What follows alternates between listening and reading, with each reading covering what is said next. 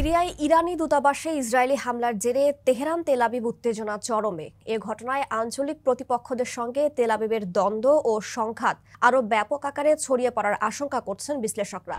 এমনিতেই গাজা যুদ্ধ ঘিরে উত্তপ্ত মধ্যপ্রাচ্যের ভূরাজনীতি, সেই আগুনে যেন আরেকটু ঘি ঢালল এই হামলা।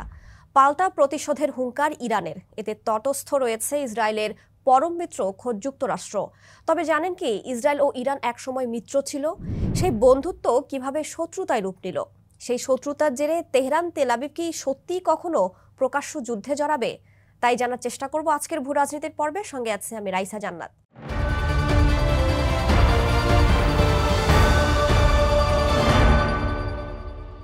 শুরুতেই দুই দেশের বন্ধুত্বের বিষয়টি জানা যাক। 1948 সালে ইসরায়েল রাষ্ট্র প্রতিষ্ঠার পর তুরস্কের পর তেল আবিবকে স্বীকৃতি দেয়া দ্বিতীয় মুসলিম দেশ হলো ইরান। তেল আবিবকে 1950 সালে স্বীকৃতি দেয় তেহরান। তখন ইরানের ক্ষমতায় ছিল রেজা শাহ পাহলভি। ধীরে ধীরে দুই দেশের মধ্যে অর্থনৈতিক সামরিক সম্পর্ক গড়ে ওঠে। 1957 সালে যখন ইরানের গোয়েন্দা সংস্থা সাভাক প্রতিষ্ঠিত হয়, তখন ইসরায়েলের গোয়েন্দা সংস্থা মোসাদ এতে সহায়তা করেছিল। বিকাশে কম খরচে ক্যাশ আউটের লিমিট বেড়ে 50,000, প্রিয় এজেন্টও 2টা। ইসরায়েলের সঙ্গে সম্পর্ক বজায় রাখার পেছনে অবশ্যই কিছু স্বার্থ ছিল ইরানের।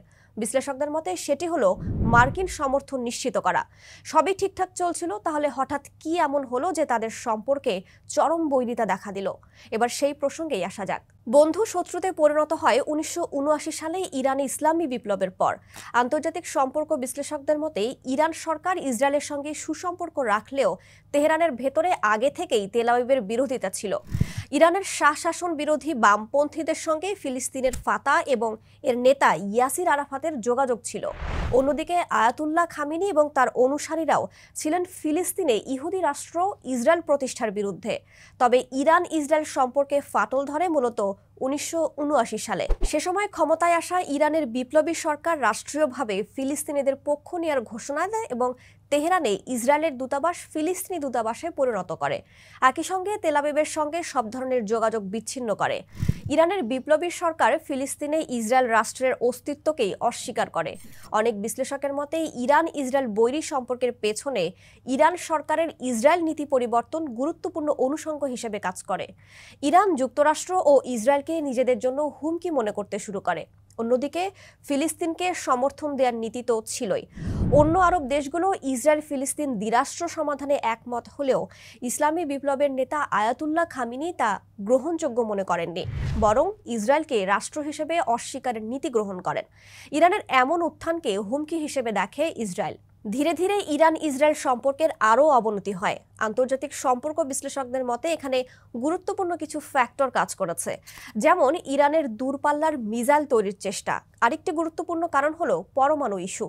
ভূরাজনৈতিক দ্বন্দ্বের অন্যতম একটি কারণ হলো আধিপত্য বিস্তার, সেটিও তেল আবিব তেহরানের মধ্যে দেখা যায়।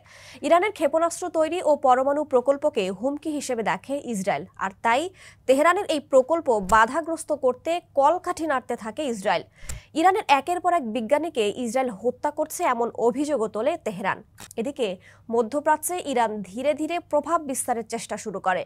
লেবাননে ইরানের প্রত্যক্ষ সহায়তায় গড়ে ওঠে সশস্ত্র গোষ্ঠী হিজবুল্লাহ। 90-এর দশকে ফিলিস্তিনের স্বাধীনতাকামী সংগঠন হামাসকেও সহায়তা শুরু করে তেহরান। এভাবে আধিপত্য বিস্তারে লিপ্ত হতে থাকে ইরান ইসরায়েল এবং তাদের সম্পর্ক তলানিতে থাকে। এখন প্রশ্ন উঠতে পারে, ইসরায়েলের পাশে তো শুরু থেকেই যুক্তরাষ্ট্র ইউরোপের সমর্থন রয়েছে। তাছাড়া ইসরায়েল সামরিক দিক থেকেও অনেক শক্তিশালী। তা সত্ত্বেও তেল আবিব কেন ইরানকে হুমকি হিসেবে দেখে? এ বিষয়ে বিশ্লেষকদের মত, মধ্যপ্রাচ্যে ইসরায়েল ছোট্ট একটি ভূখণ্ড জুড়ে, অর্থাৎ এর আয়তন কম। অন্যদিকে ইরান ইসরায়েলের চেয়ে আয়তনে অনেক বড় এবং জনবহুল একটি দেশ। কাজেই ইরান ইসরায়েল যুদ্ধ বাঁধলেও তেহরানকে মানচিত্র থেকে মুছে ফেলা সহজ হবে না। আবার যুদ্ধে নিজের অস্তিত্ব ধরে রাখাও কঠিন তেল আবিবের জন্য। ইসরায়েলের শক্তিশালী ক্ষেপণাস্ত্র প্রতিরক্ষা ব্যবস্থা নিয়ে অনেক কথা শোনা গেলেও ইরানের হামলা পুরোপুরি ঠেকানোর মতো তা যথেষ্ট নয় বলে মনে করা হয়। গত বছর 7 অক্টোবর হামাসের মতো একটি সংগঠন ইসরায়েলি দুর্গ ভেদ করে যেভাবে হামলা চালায়, তাতে বিষয়টি আরেকটু স্পষ্ট হয়ে ওঠে। অন্যদিকে ইরান দিন দিন মধ্যপ্রাচ্যে অপ্রতিরোধ্য হয়ে উঠছে। সামরিক শক্তিতে প্রতিনিয়তই নতুন নতুন যুদ্ধ সরঞ্জাম যোগ হচ্ছে দেশটির। মধ্যপ্রাচ্যের সীমানা পেরিয়ে ইরানের ক্ষেপণাস্ত্র ব্যবহার হচ্ছে ইউক্রেন যুদ্ধেও।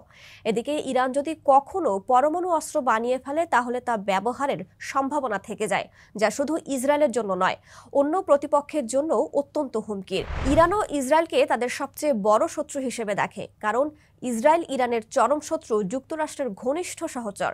এছাড়া ইরানের আঞ্চলিক শক্তি হয়ে ওঠার পেছনে ইসরায়েলকে বড় বাধা হিসেবে দেখে তেহরান।